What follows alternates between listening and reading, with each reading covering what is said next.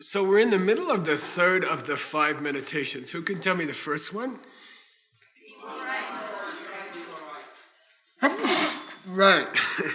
Second one? Yeah, problems of trying to take care of yourself. By the way, again, I repeat, you can try to keep doing that, and it's just not going to work out. So, I mean, I can save you a lot of trouble and time. All right? It's not going to work out to just take care of yourself. It doesn't work out. And you can either figure it out younger or you can figure it out later. But you might as well save yourself the trouble. Okay? It just doesn't, it never works out to just pay attention to what you want. Okay? It just will, it will fail. Okay? Third one? Yeah, beautiful things that happen when you really take care of and yourself. Okay, good. All right. My teacher used to say, you're supposed to take care of all living beings, and you are a living being. Okay, so don't think it has to be you or them. Okay, that's not the name of the game. The game is everyone has an equal right to happiness, and you also have an equal right to happiness. So this Buddhist, what do you call it? This self-suffering Buddhist is not Buddhism. Okay, like hurting yourself to make others happy is a dumb idea. Also, that doesn't work out either. You also quit after a while. Okay, so you might as well just take care of everybody. All right, including yourself. And I have a lot of friends who are good Buddhists, and they don't take care of themselves, and they overdo it, and they overwork themselves, and then they quit. Or they get sick, and they can't continue. So you got to take care of yourself. You got to stay healthy, by the way, and then otherwise you can't take care of other people. So, all right, we're gonna go to the text. You ready, Tim? Gyalpo Pelkide. So that, I like to go through the Tibetan. Don't worry, you can ignore it. And I'm just planting seeds for next time, okay? So you don't have to learn the Tibetan. Try to pick up a few words, it's okay.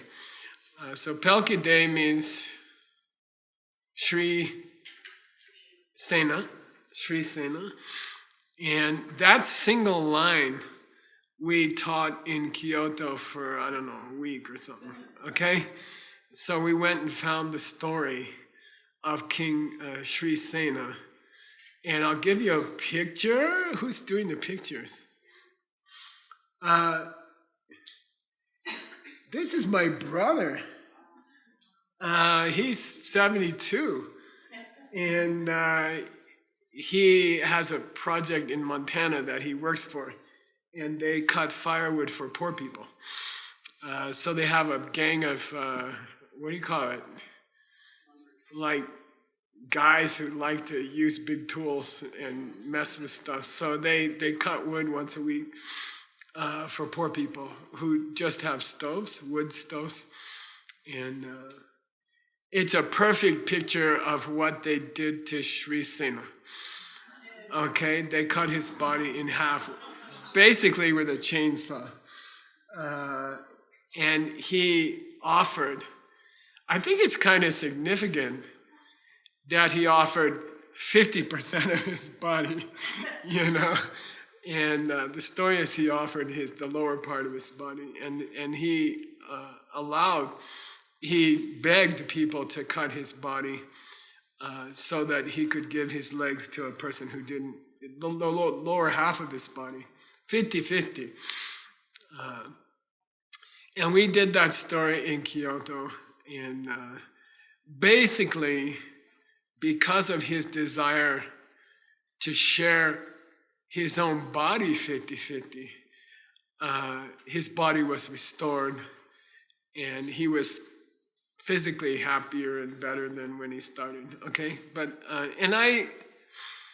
we paused the Lamrim. We did one line in a whole retreat, and Tim was going crazy.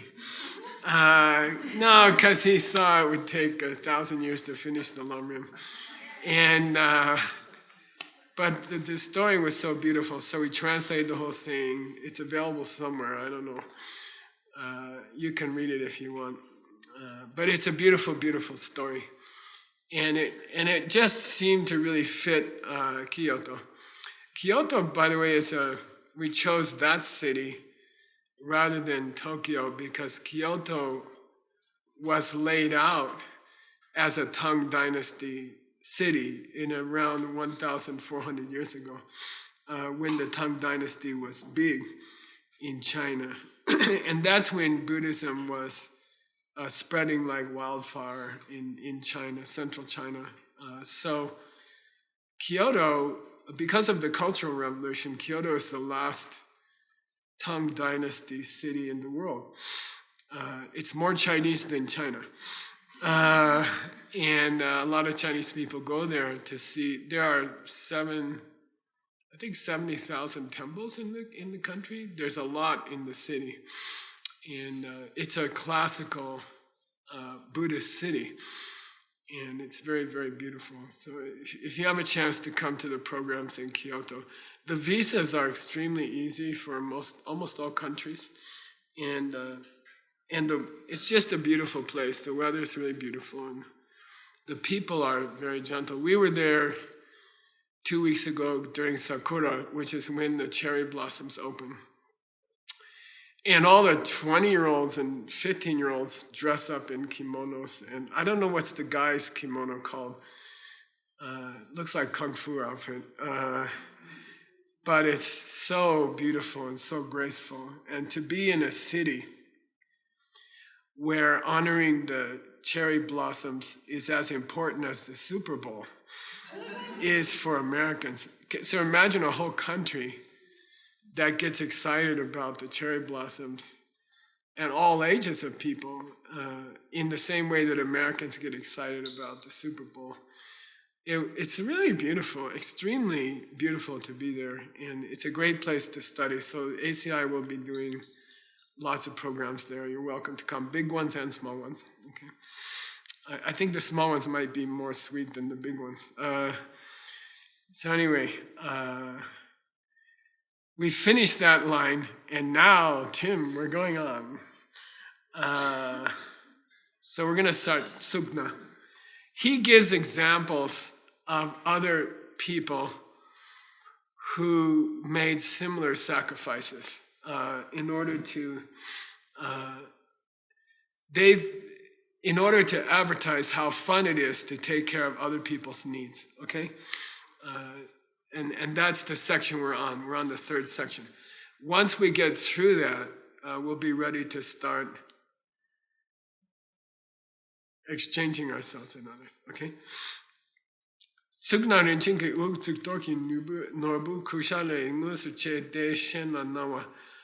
This is about a bodhisattva who had a tsuktor, a natural fleshy bump on their head, good one, and they cut it off as an offering to someone else. Okay, Tsuki Norbu means the jewel that was naturally growing out of a bump on their head. Shenla Nama made a gift of it. The next one, Gyalse Ningtop Chembu.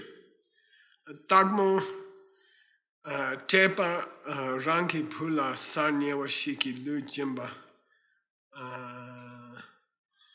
This is a very, very famous story. People ask me how ACI started, so here's the story. I guess it was 1991 or 2 or something like that. And I was in New York, and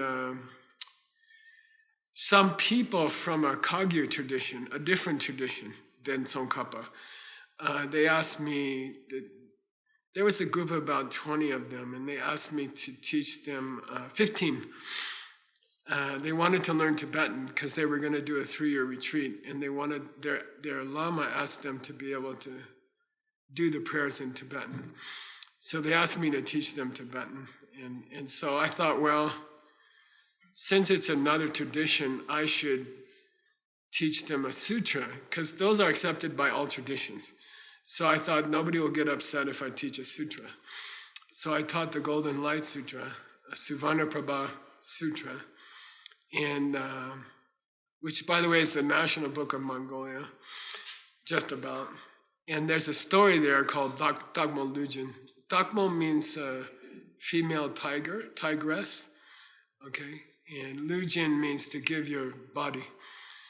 And the story is of a great bodhisattva who's called Nyingtop Chenpo in Tibetan, and that's Mahasattva in Sanskrit. And that he was a Mahasattva, a great being, but his personal name was also, hey, Mahasattva. And great courage. His name was Great Courage. And he was a prince. He was out in the forest. He came across a tigress that was starving.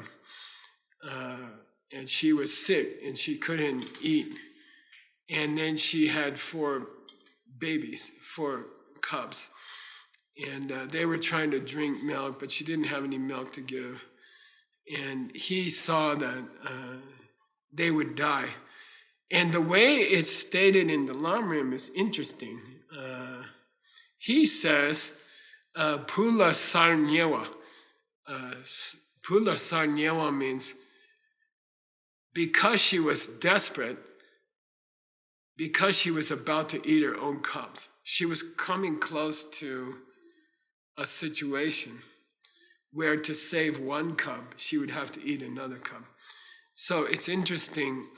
I've never seen it written that way.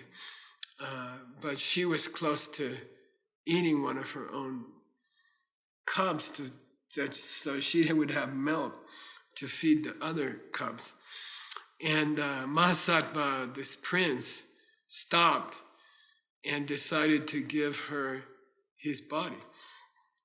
And so he laid down next to her. And he took his shirt off, and he said, eat me, And she couldn't, she was too weak. And then there was a dead tree nearby.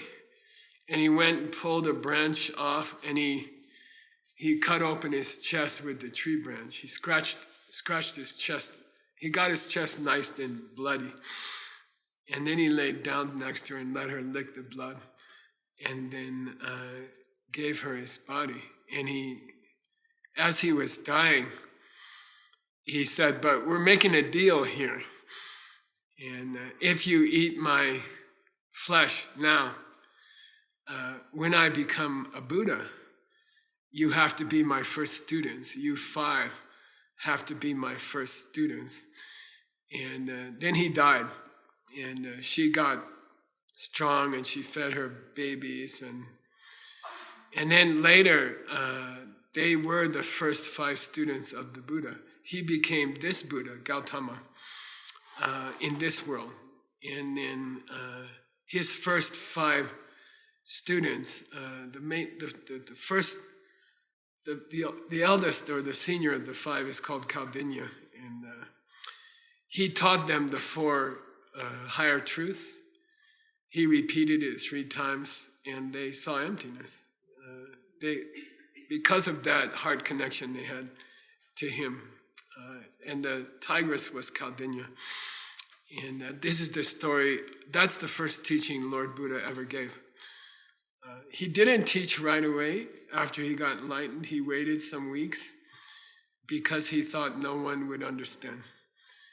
And, as you guys teach more and more, which I hope you will, Haggerty, as you teach more and more, you will have this experience, right, Shintian, that nobody understands anyway. But you keep going, so Lord Buddha, after he got enlightened, he waited. He wasn't sure it would help anybody. And he refused to teach for some weeks. I think it was 7 weeks. And then he said, well, what the heck, maybe somebody will understand something.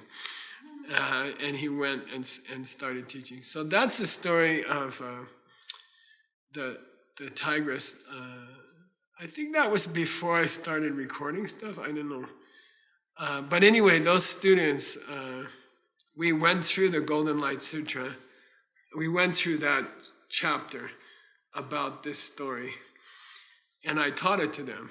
And then I was excited about the classes, and I said, look, I'm hungry to teach emptiness. I'm hungry to teach higher subjects.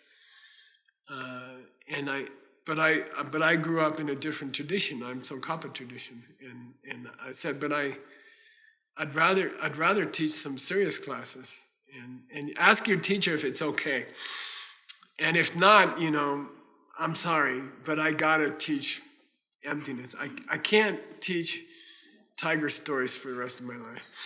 And so half of them had to quit. Their lama said, no, I'd rather you didn't go learn another tradition. But half of them, I kept them. So I lost half my students in one day. It was very traumatic. So I had 6 or 7 students, and that's how we started ACI. And we started in a kitchen, somebody's kitchen, and sitting around the table like that. So that's the story, how we started ACI. So if you're interested someday, it's a beautiful teaching from the Golden Light Sutra, the whole story, okay? But I'm not going to tell the story or Tim will kill me. Okay. Da ki ujimba soki rab gyepar sungne. So Dao is Chandra Prabha. This is a famous person who gave away their head to somebody else. Okay. Rab means kirab, and it means these birth stories. Okay, Jataka stories, former lives of the Buddha. Okay. So Gyepar Sung means our Lama, in that 24-day teaching, which this book is a record of, he taught those stories in detail. How he did that in 24 days, I don't know. Maybe they didn't have coffee breaks. Okay. Next paragraph. Tumba tuje chende de tanzela ngetse rang bashik matok samgyu meba di deta kaya munam sun tapte jongge. Tumba tukche jen means our teacher, meaning Lord Buddha, who has great mahakaruna, great compassion. Look, this is how he got to be Buddha. And by the way, Sri Sena, right, the king that we studied in Kyoto, these are all former lives of Lord Buddha, right? Deta zela, ngetse is an old word, Tim, for ngats. Nowadays they'll say ngatsa, which means us guys. Rang bashik matok samgyu mepa. Say rang, bashik, matok, samgyu, mepa. Rang means ourselves. Bashik means only ourselves. Matok means nothing else. Sam means we think about, we focused on what we want. Okay. Rang bashik matok samgyu mepa. So for people who only are focused on what they want, these things would be difficult. Okay. If your habit is to take care of yourself first, then things like giving your body away would be very difficult. Okay, yang, but munlan sen tak. What's munlan? Yeah, you can always, at our level, as you're doing your retreat this week, you can hear these stories about people. By the way, I wouldn't call it a sacrifice. I would call it sharing the body they had. Okay, so I don't want you to think that King Sri Sena was giving up his body to another person. That's not the point. And that's not why they cut him exactly in half at the waist. Okay, he didn't offer his legs to another person. He recognized that other people had the right to 50% of his body. Equal right. okay? And it extends to your money and your time and your body. And that it's just a sign that other people have equal right to your time and your money and your attention, okay? It's very significant that he didn't give his arm or his leg or something like that. He gave exactly 50% of his body, okay? Because he understood that his body, there was equal rights to his body. Okay, I did my 3-year retreat in the next valley over, and there's nothing there. There has never been anybody living there, and the animals there are strange, and the insects are very strange. And we had a butterfly, a moth, like this big, fluorescent green, would fly around. And but there were silver mining there. And Tombstone is near there. That's where they had all the cowboys shooting each other. Because they had rights to this line, this is your silver mine, and this is my silver mine. And Doc Holliday and Wyatt Earp and all these guys. And Wyatt Earp was digging near my retreat cabin. So the line was very important. That line is very important. Where does me stop? Where does you start? And what they're saying is, even as you're meditating this week, there's no way you can actually cut your body in half happily and do that, but you can pray for the day, okay? You can pray for the day.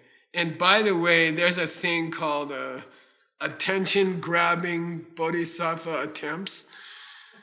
I'll give you an example.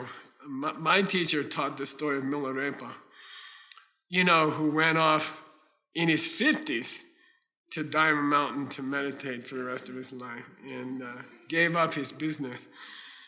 And so my teacher taught it. We had this kind of, this young man in the class, and he packed up all his stuff and he moved across the street. There was a small forest there, like a few hundred yards of forest, New Jersey, I mean. And, in between the superhighways.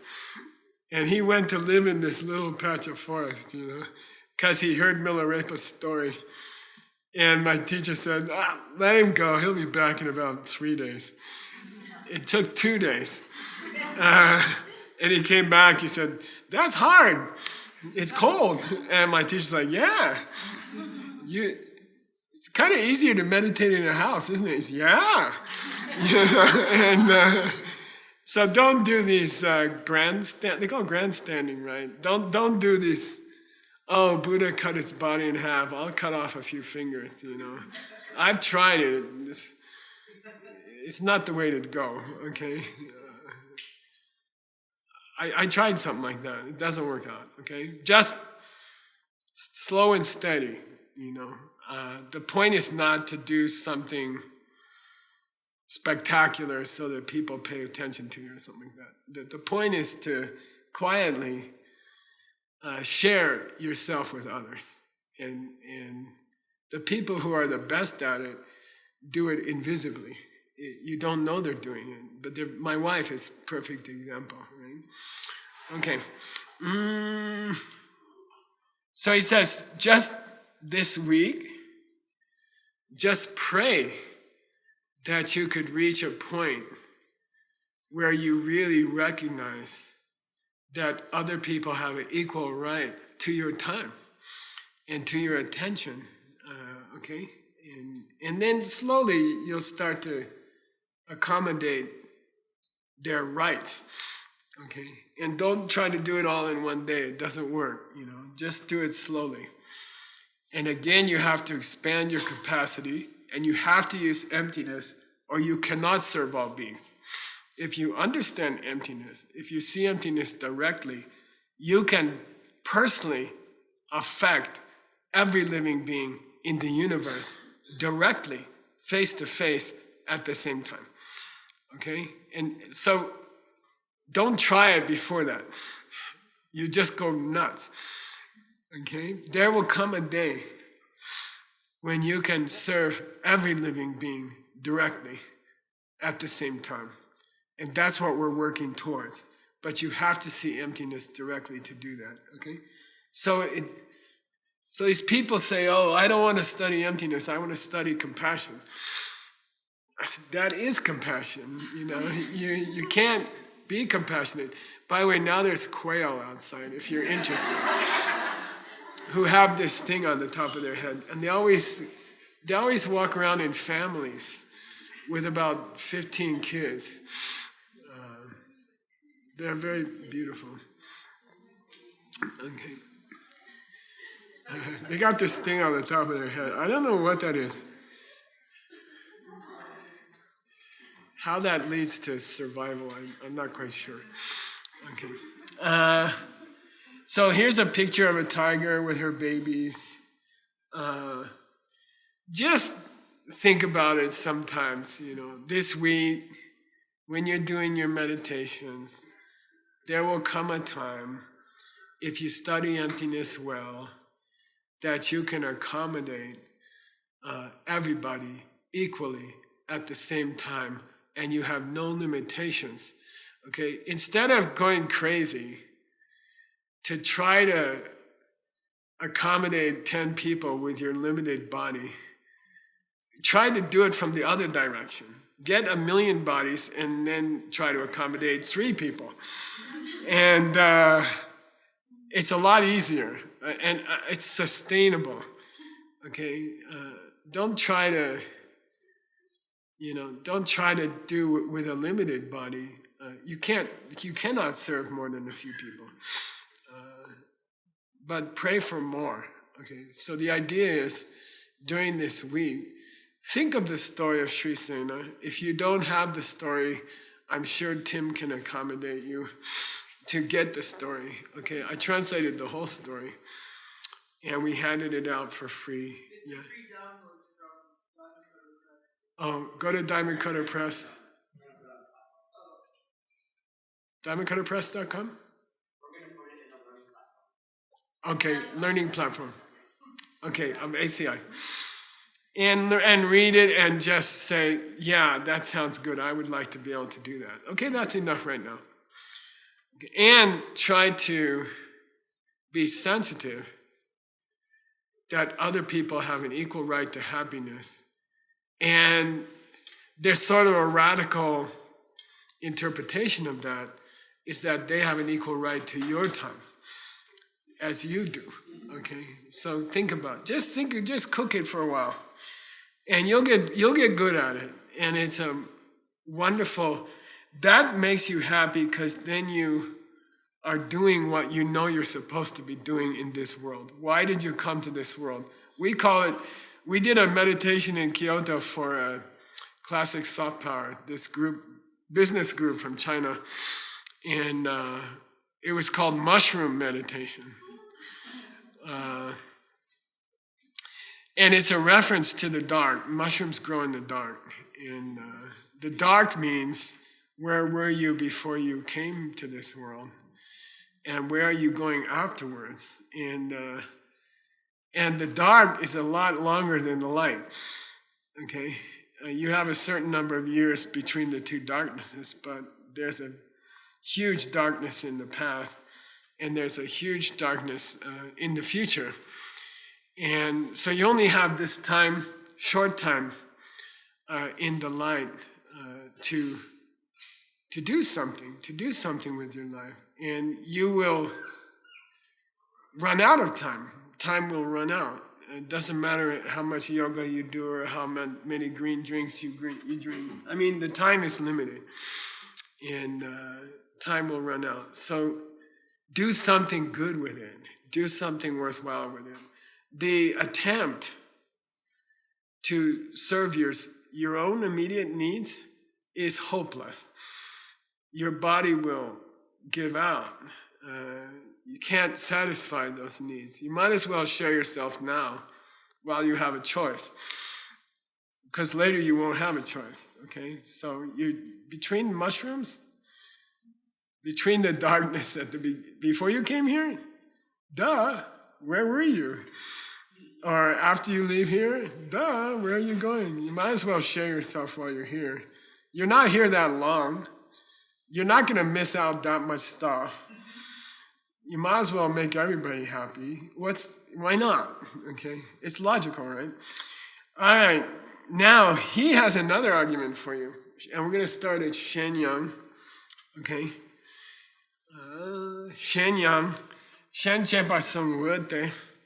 Shenchepa Sangwete means look. Rapa means it makes sense to take care of other people. Okay, Shenchepa Zen. To have this kind of cherishing or sweet thinking about doing what other people would like rather than what you would like. Okay, he says, if you think about it, it's logical. Well, it means it's logical that you should take care of other people, not just yourself. It's just logical.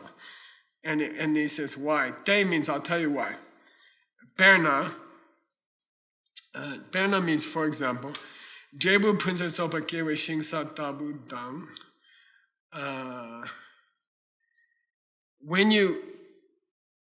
How do we say? Shingsa means the field where you grow crops, okay? Me and my wife drove to San Diego. We passed through all these fields. The fields used to be close to Phoenix. Now you got to drive an hour to see a field. But people are like your field. Okay, if you want to grow, they're clearing some land over here. Did you see? Unfortunately, I don't know what's going to happen, but they're going to try to grow some orchards and a dairy, I think. It's a foreign company, I think, and they have cleared the land here, made it nice and flat and boring, and so you need this kind of a sweet, open, rather fertile soil to grow things. Okay, you need that. All right. We spend a lot of time every spring to prepare our garden. It's tiny. You can walk across it in 10 or 15 steps, but it takes about 2 weeks to prepare it for the summer. It takes about 2 weeks to prepare the soil. So think of the soil like that. Okay, well-prepared soil.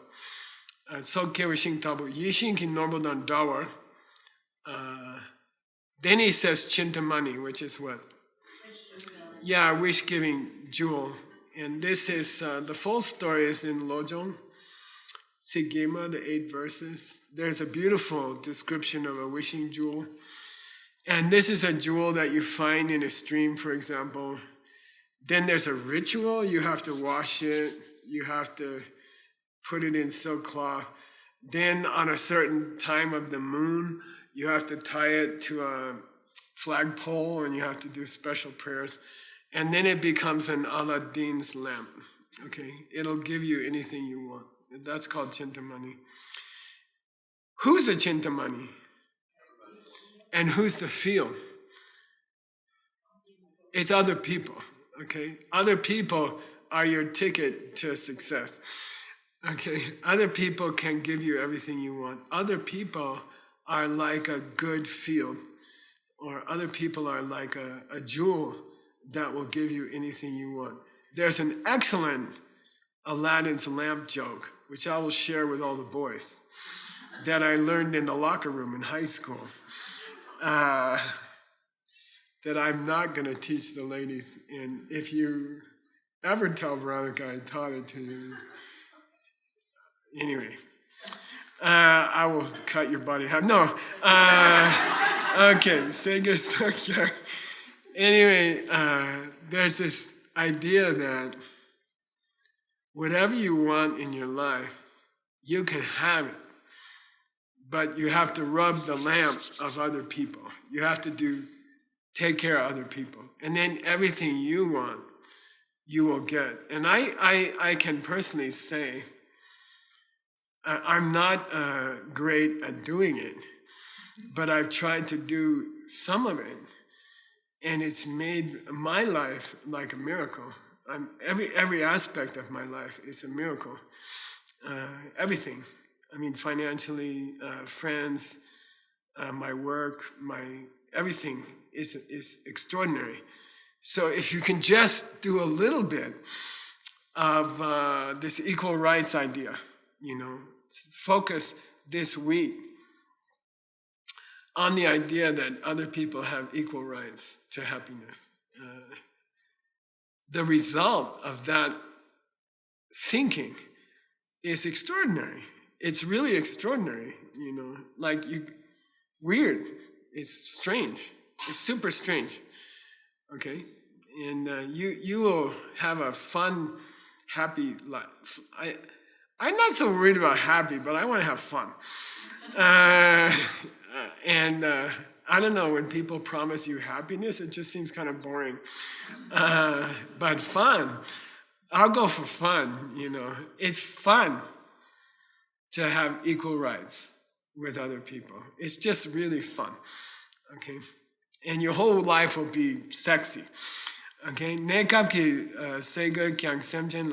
He says, look, even in a not spiritual sense, okay,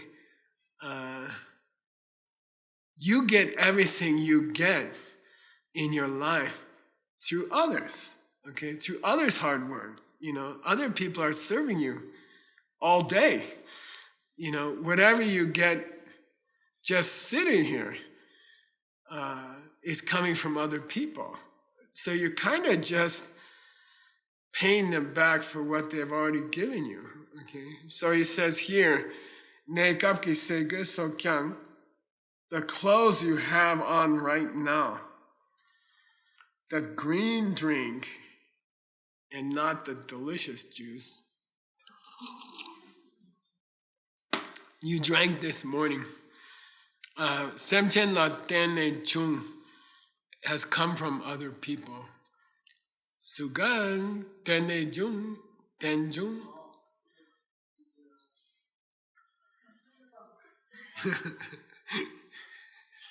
The base and arising? The dependence and arising? Yeah, dependent origination. Sugeng's whole book, by the way, it's up to about 500 pages also, he says there's a dependent origination here. What? Other people are giving you everything already. Forget compassion and forget trying not to be selfish. You owe everybody already. Okay? Why?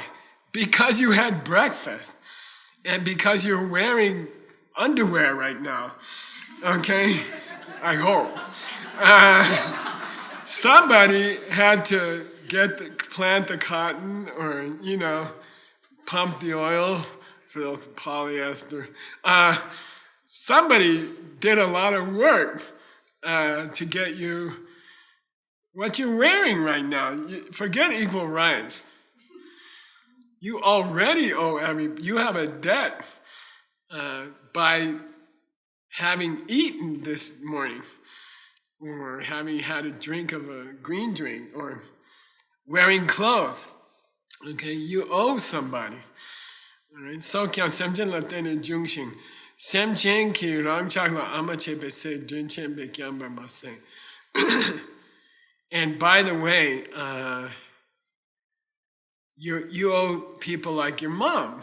Okay, God, I don't know. When I guess I had to be 70 to notice, but the decision to have a child it's unbelievable. I mean, now when I look at it, I realize you're talking 20 years, right? investment. And no, and I mean all your attention. I gave up trying to get work out of these people. It's just a kid, and it's like, no, seriously. And Samchen Rangchake, somebody in your life spent all their time and money. They sacrificed the prime of their life. And a woman is giving up her body,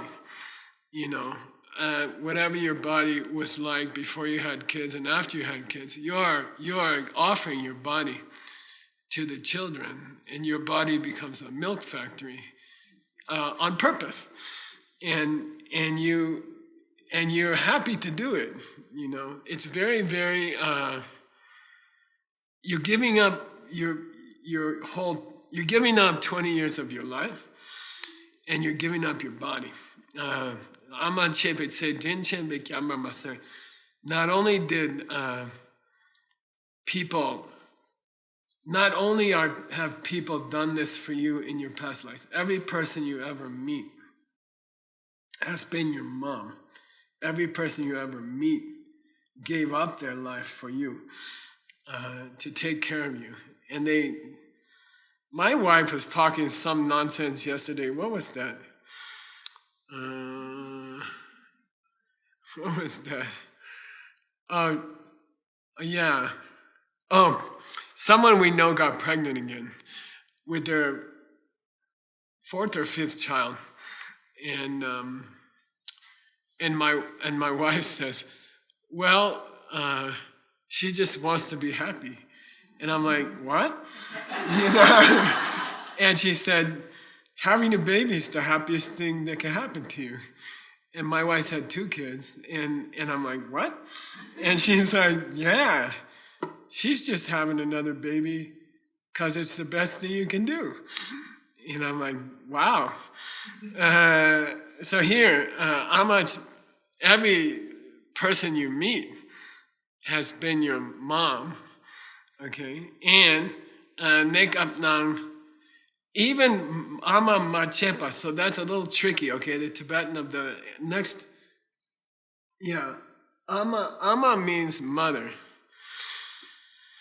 I was trying to get into a Tibetan language class. I had 3 weeks of Tibetan. I was trying to get into a year class on the Bodhisattva's way of life. I was trying to get accepted into the class. There was a board of 3 lamas that were supposed to decide whether I was qualified to join the class, if my Tibetan was good enough to join the class for a year. And it was in the Himalayas. And I'm like, well, I can't pass. I only know like 5 words of Tibetan. And my teacher said, he was on the board. He said, you just come to the exam, And I'm like, okay. It's an oral exam, and I sat down in front of this board he's a very high lama. He's in the Vajrayogini lineage, and Losan Chinle, in the lineage. I sat down, and these 3 lamas are, and I'm like, oh man, this is gonna be bad. And he says, I'll take this one, and they're like, okay. And he says, okay, I'm going to ask you Tibetan words and tell me if you know them, And I said, okay. And I'm like, this is hopeless. And he says, this word, ama. And I'm like, mom. He says, you're right. And then he says, apa. And I'm like, dad. He says, you pass. So this word is important to me. Okay. Ama means mom. Okay, ama. And but here's 2 mas. Why? Yeah, not your mom. Chepa means they were not your mom. Okay. He says, look, you have an obligation to treat other people's happiness equal to your own. They have been your mother. countless times. You owe them, And then he says, even ama ma, even when they weren't your mom, you still owe them, god dang it. It's like, okay, kapnang, tenaki jing koni rang chak tod. They have been, Tsoa is a beautiful word. The Sanskrit is rakshita. And it means to take care of someone's needs, like a child. Like dress them, feed them, clean up their poo-poo, pay for them, right? Cats probably still doing that. The cost of having a kid keeps going up every week, I think. But he says, look, everyone's been your mom countless times. But even nowadays, when there's 8 billion people sitting around, only one has been your mom, but the rest are taking care of you all the time anyway, because you're wearing clothes right now. And you ate this morning, and they're still taking care of you. Forget this past life mother thing. We don't even need to think about that. You owe everything that you have on right now. And you owe the continued existence of the bag under your ribs, your stomach, to other people, okay? Just normal people. Forget the past life mom thing. And it's very beautiful here. Then he says, Bernard Samba Kugma Kanyan Pambor Semchen Gashiki Muden Gashiki Chudang Gashiki Chuk Chak Gorwa Sagawa Pakmeche. Bernard means, for example, what's Samba? Tibetan oatmeal. Okay. It's great, by the way. It's very nutritious. You can buy it nowadays on Amazon. The best one is Yar Lung, okay? I don't own any of the company. I just tried them all. Tsamba Kugma means a little bag of tsamba. So Tibetan monks, on their belt, they wear a little bag of pre-roasted barley flour. And it takes about 2 spoons to have breakfast. So when we're studying in the Geshe course, we're so busy, there's so much pressure that you don't have time to eat breakfast. So you carry breakfast in a little bag on your belt. And when you get time, if you get like 3 minutes, you mix it with water and you eat it with your hand. You just go like this and you're like, oh my. And it tastes delicious if you wash your hands before. That's why you use anyway. So he says, cook just a little bag of barley cereal, right? And by the way, if you have a busy life, it's really helpful. I use it all the time. Me and my wife learned to cook it. Kayan, it's good in a blender first, by the way. That's a Tsampa trick. Samchen Gashiki Mudan. Look, whatever you had for breakfast this morning, number 1, Mudan means someone planted the field. And when you drive through these rural areas of Arizona around here, you see what it's like to work on a farm, and it's hard. It's really brutal. It's brutal work. I worked for the farm workers for a couple of years in my college days, and it's brutal work. It's extremely difficult, and it wears you out in a few years. Okay, somebody made your food. Someone grew it. Okay, and you can have machines and all that, but it's brutal work anyway. It's brutally difficult work. Okay, Mudren, Gashiki Chutang. Then somebody went out and watered all these crops, and that's brutal work. Gashiki Chukchak Korwa.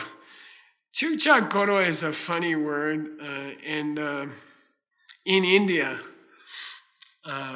in the rural in the village roads, you see people rush out in front of your car and throw wheat stalks on the road.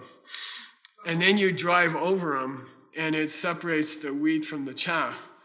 And then they get some fans and they blow the chaff away, and they try to sweep up the wheat before the next car comes.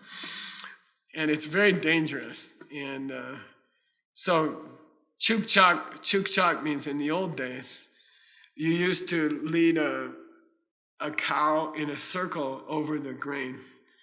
And then it would crush the grain and separate the chaff from the wheat, okay? So somebody did that. Somebody prepared the grain for you to eat, okay? So kawa pakme. Pakme in Sanskrit for $25.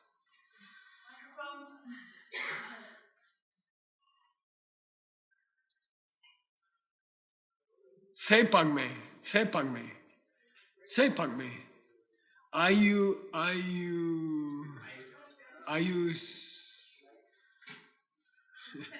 Amitayu. Okay, amita means, pakme means immeasurable. Like Amitabha, measureless light. Amita means not measurable. Okay, so why does it come here? Yeah, the work that people have put into your food and the clothes you have on your back. If you've ever been in a sweatshop in Hong Kong or something, unbelievable, just unbelievable. Bangladesh. Somebody's there in Bangladesh sewing your clothes. They didn't pop out of, a machine. Somebody had to do it. And it's brutal work, and people live and die in those factories. And you're wearing it, and somebody squeezed them for $1 so you could save $1 on Amazon, So the clothes on your back are the result of great suffering. Forget this past life mom thing. If you're wearing clothes right now, I think everybody is, as far as I can see. Can't see all the online guys, but me and Seiji were gonna design a suit based on Maitri, his son's onesies that you could use for Zoom calls. And it's got a tie and a coat, and then you just wear your underwear. And the problem is sometimes you have to stand up. But we're working on it. Somebody has sewn all your clothes, and it's hard, brutal work. You already owe people, okay? They already have a stake in your body because your body is alive, because you wear clothes and you eat. And in a sense, they already deserve part of your body because they made it and they keep it warm. So why are you hassling them? They already have an investment in your body, okay? And so I put a picture of let's do one more paragraph. Is it Sugangas doing the Tibetan? Or 3 people? Mi ni ki parla za chak. If 2 people try to, anyway, okay. Pick up a vase, it will get broken. All right. Dene deang semchen ki chin de. The place where you're sitting right now, whatever house or apartment or temple you're sitting in, semchen ki chin. That's the chin in kachin. Okay, kachin is the long form, chin is the short form, and it means the kindness of other people. Okay, kachin means the kindness of other people. By the way, the book Kachin, which is this prequel to How Yoga Works, was just published in Ukrainian. And I'd like to thank Rosa. Yay.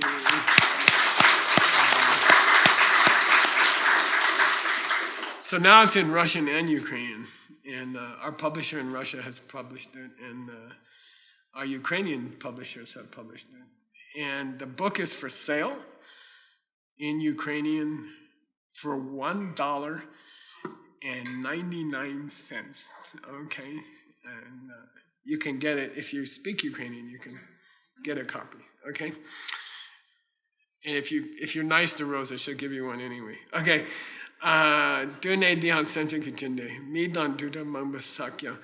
somebody says the place you're sitting in. Midan Dundo Mangbo, many humans and many animals in Tibet, right, 100 years ago. Sakyal, somebody did the excavation of the dirt to build the house. Tsikpatsik, somebody built the walls. Shingse, somebody fashioned the wood, somebody made the boards from trees. Chukyelwa, somebody was running back and forth with water to make the cement like that. Sok Le Chung. Not just the clothes you're wearing, not just the breakfast you ate this morning, but if you are sitting in a place, okay, that you got to on a road, then you owe somebody. Somebody, you already owe them something, okay? And that's the house you're living in. This temple was built by hand by the first generation here. And I remember Allegra. She was, how old was she at the time? 75, 80? She was carrying bricks. And we laid the bricks here. Everybody pitched in and this. So you're sitting, you owe the first generation. If you're in one of these cabins, those were built and paid for by the 3-year retreatants. Each one paid for their own house and each one built it, but with their own hands, and mostly. And if you ever meet them, you should thank them, right? Kat and Gelse. Who else have we got here?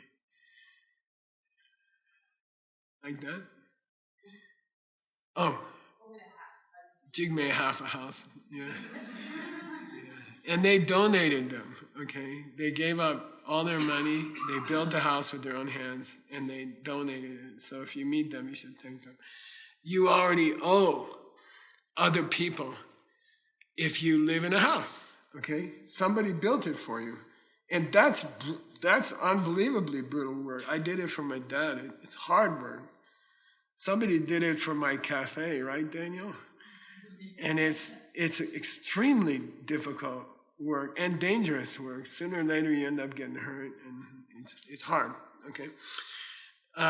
Then he says, Sen diang tambor luk mambo shiki pelten, deje gashiki tak, gashiki tem, tata kyun chok tagir. Sen, what's a sen for a Buddhist monk or nun? That's that shawl, okay? I think it used to be a sleeping bag. So it was a warm, long piece of cloth that you could wrap yourself in and sleep under a tree. And that was the ancient tradition, okay? And then now it became sort of a ceremonial pain in the butt to carry around. In the monastery, there's a guy who walks around just to make sure you got your sen on and gives you a beating if you don't.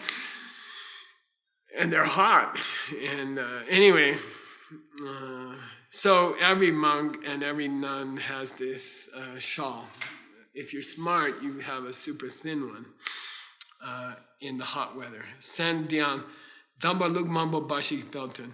In Tibet, it was cheaper to make them from wool than cotton because they couldn't grow cotton that well, but they had lots of sheep. So he says, Luk Mambo means many sheep, Pel means wool. Somebody had to pluck, Dun means pluck the wool from the sheep. Je Gashiki Tak, somebody had to weave it into cloth. Kashiki Tsem, somebody had to sew it into a shawl for you. Tata Kyun Chok, Kyun means to wear, And choke means ready to wear. This is not M-C-H-O-G. M-C-H-O-G means highest. This choke means ready to, allowable or ready to wear.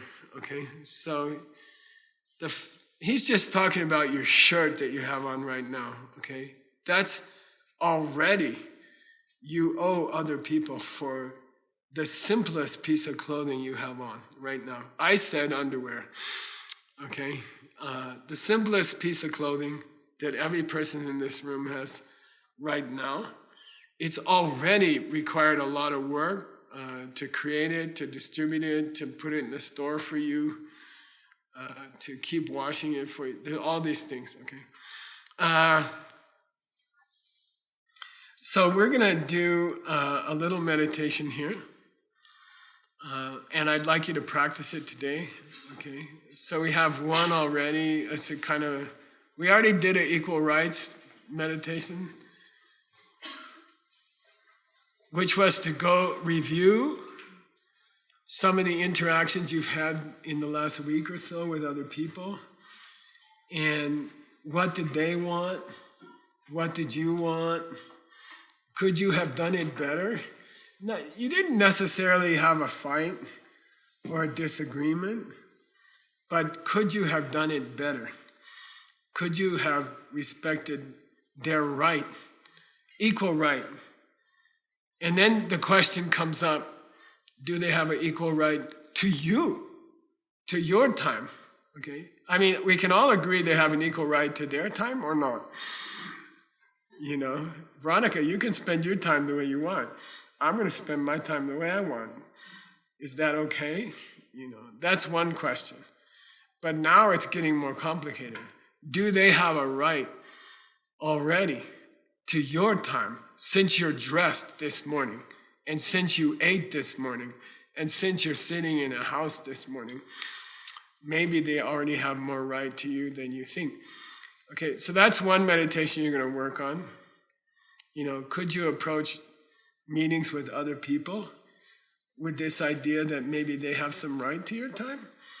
Okay, maybe they have equal right to your time. Buddha thought so, right? Okay, and now we're going to do another meditation, okay? And this is one that we do in DCI, and we call it Croissant meditation. And it's just you take a simple thing in your room today, okay? Like, I don't know, if you have a piece of toast, or you have a green drink, or you eat a fruit. Fruits are a lot of work to make, okay? Take something this afternoon that you ate, okay? Or something, let's say something you ate, okay? And then trace it back, okay? Trace it back, like who brought it to your cabin? And who bought it at the store? And who put it in the store? And who delivered it to the store? Who built the highway that it was delivered on? Who built the truck that carried it across the highway? Who planted the tree? Who watered the tree? Look at people, how they work in Bui on the pecan trees. It's brutal, hard work, okay? So a single piece of food, that's going to be your meditation today, okay? We're going to take a single piece of food and track it backwards, okay? Then we're going to go deeper. And there is a meditation called Chogyungin Tingenzin, okay? And it's very beautiful. And you do this backtracking meditation, okay? So first, we're going to do a backtracking meditation with a physical object, like a piece of food that you eat today. And then when you do your meditations this afternoon, you're going to do a backtracking meditation on a piece of food, okay, or on a piece of clothing, okay? And a lot of it is just imaginary, right? Okay, somebody somewhere brought it to the store, somebody brought it to my cabin, somebody planted it. And then I want you to take the fruit back, because the person who planted it was using seeds from an orchard that someone planted before that. And someone took those seeds from an orchard that may be gone many years ago. The fruits that you eat are a result of 50,000 years of teamwork. Okay? Yeah, the stupid banana or apple that you eat at Diamond Mountain, in this generation, it's a lot of work to get it for you. But someone planted the orchard that made the orchard. 50,000 years of people worked to get you an apple. Okay? Some poor caveman figured it out. Since his time or her time, people have been caring for the seeds and caring for the fields to bring the food to you. It's not the last year. It's the last 50,000 years. People have been working for you, okay? I just have 1.5 employees at my cafe, and the paperwork, workman's compensation, I mean, it's hundreds of pages of paperwork. You got 50,000 years of paperwork, okay? Like, you got people working for you for 50,000 years, okay? Take it back, okay? Let's do that right now. How much time I got, Tim? 10? You have 10 minutes, but we'd Okay. like to pause for 30 seconds because we're going to stop the recording Okay, and cut it and start it again. okay. Okay, here we go. We're going to do a backtracking gratitude meditation, and then we're going to go deeper. Okay, so this meditation has 2 meditations. All right, ready? Here we go. Let's start with 20 breaths, okay?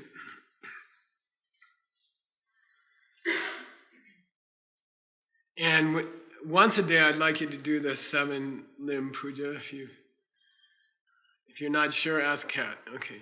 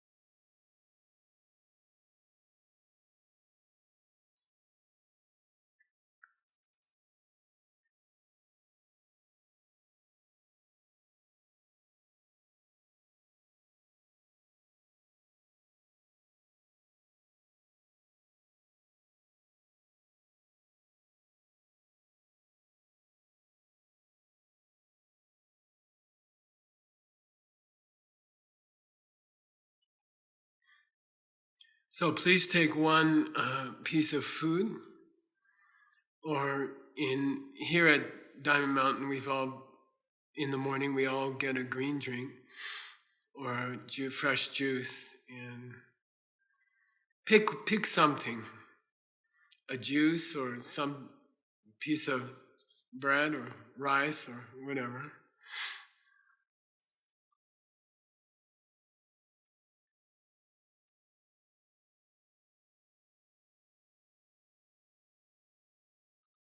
Who brought it to your home or to the temple here?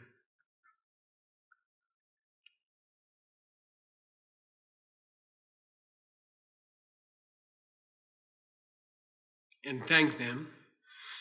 Try to imagine what they look like.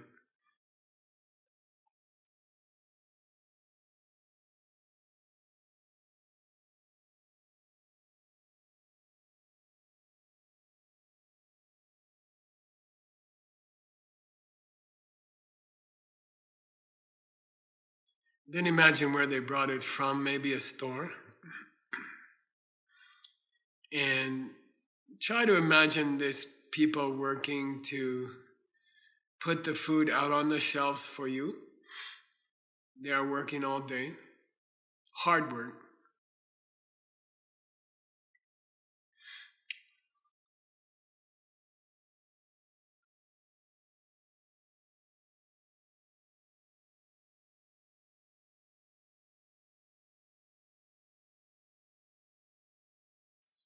Somebody took your money.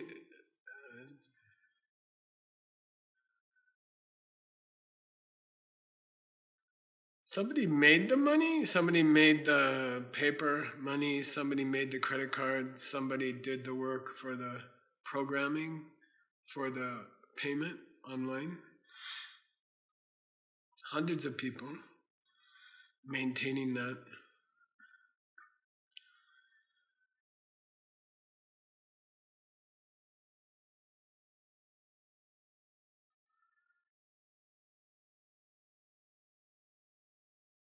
Somebody brought the vegetables or fruit from the farm to the store. I used to do that work in a truck and in college, and it's very difficult work.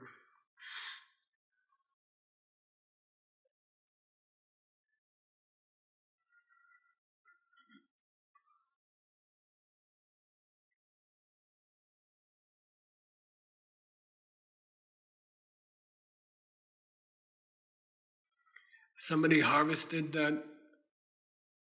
those vegetables or fruit. Somebody picked them for you, packaged them. Extremely difficult work.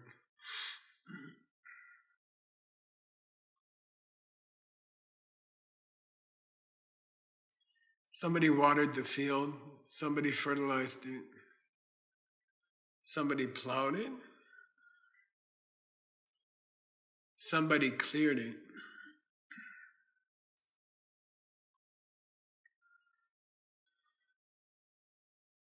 We owe them already our time and our body. They have a right to some of our time. They have some right to what we do with our body.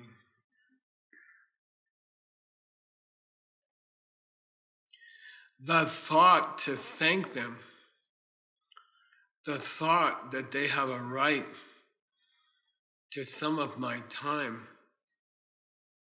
also has its history. And this is a second meditation that I'd like you to do today. This idea to think about the idea that other people might have an equal right to some of my time. How did that idea start? What's the lineage for that idea? So, I heard it from the alarm room. And then I'd like you to trace mentally, not physically, the train of thoughts that led you to this point in time mentally. Your mind is considering today the possibility that other people already have a right to your time, that we already owe them some of our time. If we respect the idea of people's rights, that everybody has certain rights in this world, then those people already have a right to some of your time because they are feeding you. They are giving you their time. and they are making your clothes, and they are making your house. And where did this idea come from in the first place? Who said they have an equal right? Why am I hearing this right now? Oh, well, I heard about this Lamrim. Okay, and then you had a thought, right? Yeah, I was thinking I'd like to hear that course. I'd like to hear more about that. And then, well, what were you thinking before that? Oh, I was curious. I was looking around. I feel like there's improvements I could make in my life. I heard about this Buddhism stuff and Lamrim stuff, and where did that thought come from? Well, I guess when I was in college, I heard about Buddhism. I wasn't learning it, but I heard about it, and I was thinking about it. And what happened before that? Well, I was thinking to go to college. I was thinking to go there. Then what happened? Oh, well, that come from my family. When I was thinking about my mom and dad used to say about going to college, and then that was sort of an extension of my grade school times, and I remember thinking about history and about the rest of the world in my grade school times. I can remember those thoughts. I can remember the thoughts of going to the first classes in my school. I can remember especially things that went wrong in school, and I remember how I felt, and I remember being curious about the books and about people, what they had to teach. And I remember the first days before I was old enough to go to school, and I remember what it was like to be with my mom or my dad, my family, and I remember things we talked about and thoughts I had, tracing back my mental process. I remember a day in my crib touching a blanket and feeling how soft it was and being attracted to the softness. I remember thinking about the softness. So what I'd like you to do is 2 different meditations today. One is physically. Pick something you ate, something you wore, something you drank, a house that you stayed in, and trace it back to the people who made the materials, who planted to the people who passed on the knowledge of building houses for 50,000 years, and thank them. Go back and find new excuses to thank more people. Thanking is a very healthy, happiness-creating exercise. Okay? And then I want you to notice in a second meditation today, and by the way, that should be your fresh time. So those of you who've done retreat, you know there's a prime time of day and you know there's a dull time of day. So prime time, for me it's mid-morning. Trace back your thoughts and see how far back you can go. And if you work hard, you can trace back to the few years after you were born. You can trace back to when you were an infant, a baby. It's possible to trace your mind stream back. And then eventually you can break through the current life and go back into the darkness or the mushroom places before this birth. It's possible to trace your thoughts, go in a flow. You never stop being aware. For all time, you will be aware. You have a recording in your mind of past lives. You just haven't tried to access it. So while you're working on tracing back your house or your food or your clothing and being grateful, then as a deeper meditation, when you're feeling fresh, trace back your thoughts and see if you can trace your thoughts back. And that's a very, very deep meditation, and it has big impact on being able to see emptiness. Okay? The exercise of tracing your thoughts back, and you'll get better and better at it. It's the first day, it's kind of clumsy. It's like trying to ride a bicycle. And then after a week, you should be much better at it. And that has a lot of power in being able to see emptiness directly. So we're going to do 2 different kinds of backtracking meditations. One is a gratitude backtrack based on a piece of fruit or a house or a car. And then the other one is a parallel meditation where you backtrack your thoughts and try to see what thought came before the last one. You can't trace back every single thought, but you can trace back with gaps. You can say, oh, I had this thought 10 years ago, and I had this thought 12 years ago. And then if you practice, you can work back before this life. And it's a lot of fun because you remember all the Dharma thoughts you had. Okay, open your eyes, take a stretch, take a drink. Timothy, any announcements? Yeah? See you tomorrow, 6 a.m. World Central Time, which is Bowie, Arizona. And it's fun to be with you guys. And thank you for coming online. I can see your smiling, beautiful faces. And thank you. And especially thank you, Francisco and all the staff. Thank you for working so hard, especially translators. And we'll see you tomorrow at 6 a.m.